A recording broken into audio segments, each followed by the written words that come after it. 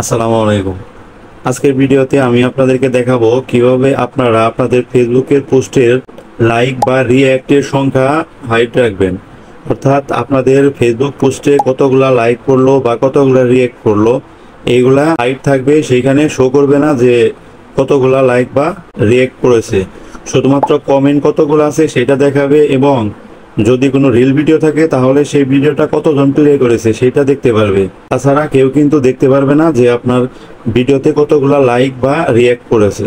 তো এই সেটিংসটা কিভাবে করতে হয় সেটা যদি আপনারা জানতে চান তাহলে ভিডিওটা শেষ পর্যন্ত দেখবেন।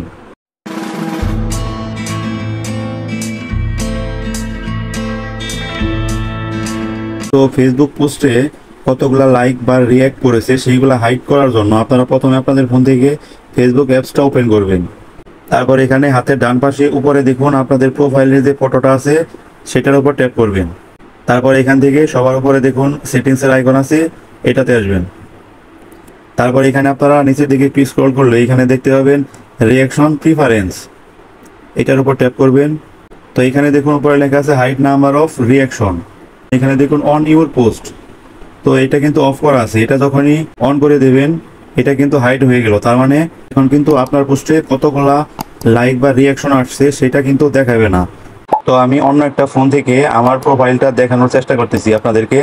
দেখুন এখানে আমার প্রোফাইলটা কিন্তু শো করতেছে। তো এখানে যদি আমি নিচের দিকে স্ক্রল করি তাহলে দেখুন এখানে কিন্তু আমার পোস্টের লাইক বা রিঅ্যাক্ট সংখ্যা এখানে দেখাচ্ছে। তো এখন যদি আমি এখান থেকে স্ক্রল করি তো এখন আপডেটটা আসছে। এখন ওইটা সেটিং করার পর আপডেট দিলাম মাত্র, এই যে এখন দেখুন এখানে কিন্তু লাইকের উপরে শুধু লাইক আর লাভ রিঅ্যাক্ট দেওয়া আছে। তো এখানে কতগুলা সেটা কিন্তু শো করতেছে না। তো ডান পাশে এখানে আবার কমেন্ট আছে কতগুলো, সেইগুলো শো করতেছে। বা এখানে রিল ভিডিওতে কতজন ভিডিও প্লে করেছে সেইটা শো করতেছে, বাট আমার ভিডিওতে লাইক বা রিঅ্যাকশন কতগুলো সেটা কিন্তু শো করতেছে না।